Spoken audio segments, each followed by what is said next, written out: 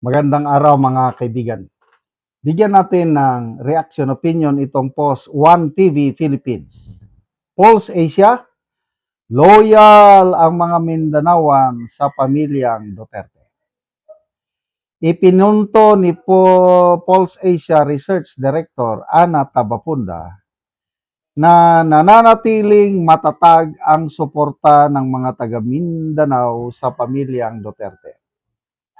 Sa isang panayam, sinabi ni Tabafunda na malabong magkaroon ng malaking epekto kay Vice President Sara Duterte ang isyu ng impeachment, lalo na sa rehiyon ng Mindanao kung saan nananatiling mataas ang tiwala at katapatan ng mga botante sa kanilang pamilya.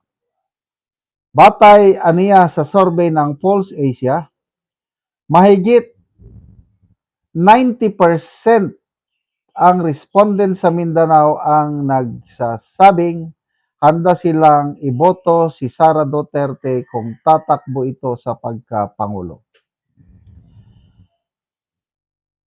Ito ang payag ng, I think, Professor Ana Tabafunda. The loyalty of Mindanaoans to the Dutertes is very strong. Na nagpapakita ng patuloy na malakas na impluwensya ng pamilyang Duterte sa kanilang bailiwick. Okay, so sa pinaka-latest na survey ng Pulse Asia, ang approval or satisfaction rating ni VP Sara sa Mindanao is 97%. Steady yan. Kahit ng mga previous survey yan, matandaan ko, nasa 97%. Sa Visayas naman, 67% ang approval or satisfaction rating na napakalakas. So, ang unang mga interview o pahayag ni Professor Ana Tabafunda is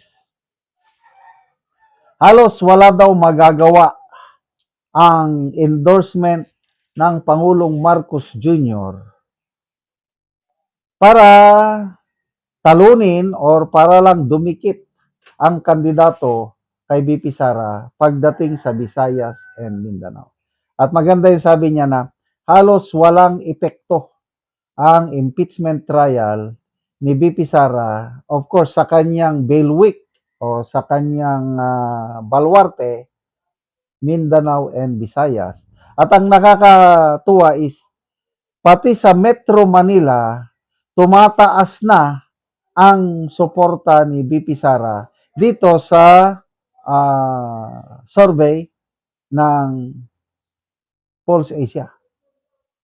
Kaya ang tanging lugar na lang na mas mataas si Pangulong Marcos is yung Balance Luzon. Although mababa na rin ang kanyang sa SWS survey ito, may positive net satisfaction rating ni PBBM sa Luzon, positive 2% na lang. Samantalang sa tatlong regions, Metro Manila, negative na siya. I think negative 31. Sa Mindanao is negative 40. Sa Visayas, negative nakalimutan ko na. Kaya ang administrasyong ito is, I don't know kung kaya pa bang bumawi. Yung negative 15 na net satisfaction rating niya sa SWS, yun na yung pinakamababa. Dito naman sa Pulse Asia, negative 9% ang kanyang net approval or satisfaction rating. Samantala si VP Sara, maintain, steady or tumataas ng kaunti ang kanyang, kaya maalala ko tuloy si Professor Clarita Carlos. Kilala natin ito na dating cabinet member ng Marcos Jr. administration. Kaya lang, ngayon, nagko-comment siya, nagiging patas lang siya eh. Wala siyang masyadong pinapanigan. Sabi niya, if VP Sara can maintain her numbers, ibig sabihin yung rating niya, hindi yung pababa, kundi maintain lang, she will become our next president. Wow, ang gandang pakinggan. Galing sa isang cabinet secretary ni PBBM noon. Tapos sabi niya, sana pag manalo si VP Sara, ang kanyang foreign policy ay para sa kabutihan ng Pilipino. Sana hindi siya papanig sa US, hindi siya papanig sa China, kundi papanigan niya ang national interest ng Pilipino, which is supposed to be. Itong Marcos Jr. administration kasi hindi na national interest ang kanyang iniisip sa kanyang foreign policy. Masyadong dumikit sa mga Amerikano. Kaya ito, nagkakabuhol-buhol na tayo dahil sa kanyang pro-US stand. So, si VP Sara, sa nakikita ko is, she will have an independent foreign policy. Si Tatay Digong noon, kumalas siya sa US talaga, ayaw niya. Galit siya. Dumikit siya ng todo sa China at saka Russia. Iba ang nakikita ko kay VP Sara. Pwede siyang makipagtulungan sa US. Basta, ang national interest ng Pilipino ang mangingibabaw. Basta kabutihan ng Pilipino, okay. Kahit kanino kayo dyan, yan. Kaya may malaking, yung future natin, future ng bansa, nakikita ko, nasa mabuting kamay tayo kapag si VP Sara ang susunod nating presidente. Kaya, konting tiis na lang, mga kapwa ko, DDS,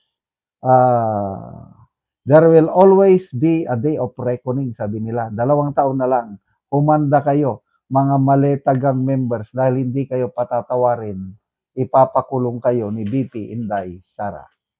Salamat mga kaibigan sa inyong pagsubaybay sa channel nito.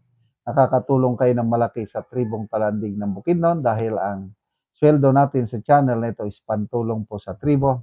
Namimigay tayo ng libreng yero at pako para makapagpatayo sila ng mas maayos na tirahan.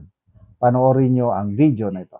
Karon niyan ako sa balay sa Tabangan Ugero. So muna ni ang iyang pag-aatupan karon. So muna ni ang yero nga itabang.